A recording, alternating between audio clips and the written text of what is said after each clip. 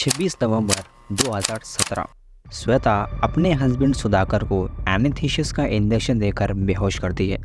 उसके बाद अपने हस्बैंड को आयरन रॉड से सर पर मारकर उसका मर्डर कर दिया और उसके बाद उसके फेस पर एसिड डालती है। अगर ये डेड बॉडी किसी को मिलती है तो डेड बॉडी कोई भी ना पहचान पाए। फिर उसके बाद श्वेता सुधाकर की डेड बॉडी को लेकर महबूब नगर के जंगल में लेकर जाती है। उसके बाद डेड बॉडी को जलाकर दफन करती है।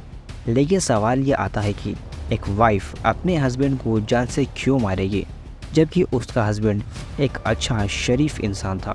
सुधाकर ना ही शराब पीता था, ना ही वो उसको मारता था और ना ही उस पर चिल्लाता था, बल्कि सुधाकर काफ़ी पैसे वाला भी था। तो ऐसे में सवाल ये आता है कि अपने इतने अच्छे हस्बैंड को एक वाइफ क्यों मारेगी। श्वेता अपने हस्बैंड को मारने के लिए ये प्लान काफ़ी डिटेल से बनाती है, लेकिन सिर्फ एक मटन सूप की वजह से श्वेता पकड़ी जाती है। माय नेम इज़ मिस्टर आयाम, so let's start the video. 27 नवंबर 2017 श्वेता अपने साथ एम्बुलेंस में एक शख्स को लेकर आती है। उस शख्स का फेस काफ़ी जला हुआ था और वह दर्द से काफ़ी चिल्ला रहा था। श्वेता हॉस्पिटल के स्टाफ से कहती है ये उसका पति सुधाकर रेड्डी है और कुछ गुंडों ने इनके ऊपर पेट्रोल डालकर आग लगा दी थी। हॉस्पिटल का स्टाफ सुधाकर को उसी टाइम इमरजेंसी रूम में लेकर जाते हैं और ट्रीटमेंट शुरू करते हैं। सुधाकर का फेस काफ़ी जल चुका था, तो डॉक्टर ने कहा सुधाकर का फेस ठीक करने के लिए हमें प्लास्टिक सर्जरी करनी पड़ेगी।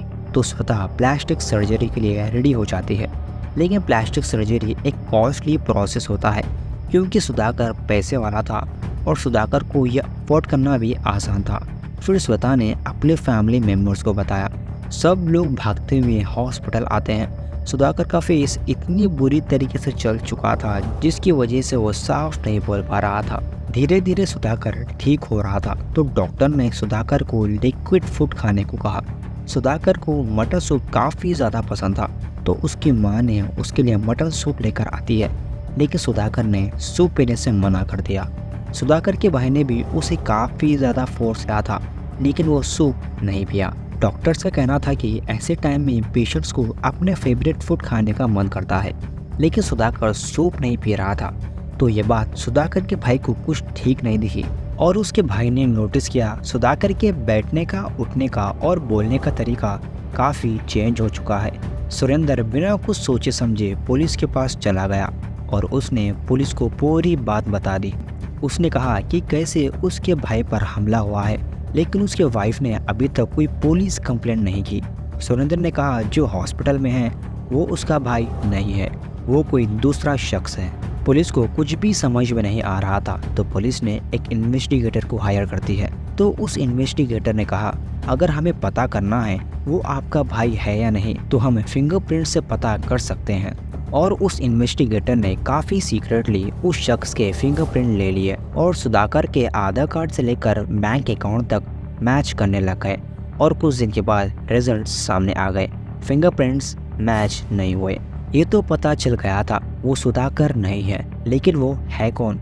ये सब सवाल जानने के लिए पुलिस ने स्वाति को पुलिस स्टेशन बुलाया और पुलिस ने सुधाकर पे अटैक होने से लेकर हॉस्पिटल ले जाने तक सारी बातें डिटेल से कहने को कहा। स्वाति जो स्टेटमेंट पुलिस को दे रही थी, पुलिस को समझ में आ चुका था कि स्वाति झूठ बोल रही है, तो पुलिस ने स्वाति से काफ़ी सख्ती से पूछताछ की।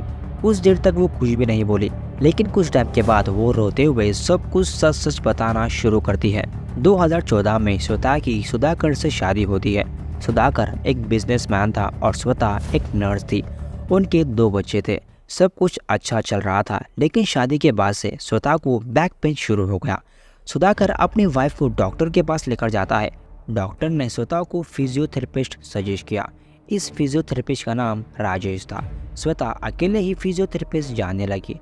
जाते जाते श्वेता का फिजियोथेरेपिस्ट के साथ अफेयर शुरू हो गया और श्वेता राजेश के प्यार में इतना डूब चुकी थी कि श्वेता अपने हस्बैंड को डिवोर्स कैसे दें ये सोचने लग गई, क्योंकि उसका हस्बैंड काफ़ी अच्छा था। अगर श्वेता को डिवोर्स मिल भी जाता तो श्वेता को सुधाकर की प्रॉपर्टीज़ का हिस्सा नहीं मिलता।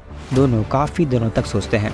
तो एक बार श्वेता ने यवदू मूवी देखी। इस मूवी में ये दिखाया गया है कि प्लास्टिक सर्जरी से एक इंसान का फेस चेंज किया जा सकता है।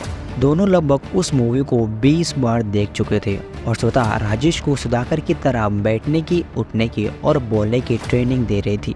26 नवंबर 2017 स्वाति और राजेश दोनों मिलकर पहले सुधाकर का मर्डर करते हैं और उसके बाद उसे जलाकर दफन कर देते हैं। उसके बाद स्वतः ने राजेश को समझाया कि वो उसका सिर्फ थोड़ा सा ही चेहरा चलाएगी और उसके बाद प्लास्टिक सर्जरी से उसको सुधाकर जैसा बना दिया जाएगा। राजेश काफ़ी ज़्यादा डर रहा था, लेकिन बाद में श्वेता के कहने पर वो मान जाता है।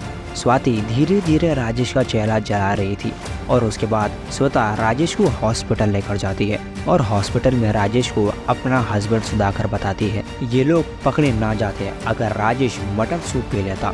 सुधाकर को मटन सूप काफ़ी ज़्यादा पसंद था, लेकिन सोचने वाली बात ये थी कि राजेश ने वो सूप क्यों नहीं पिया।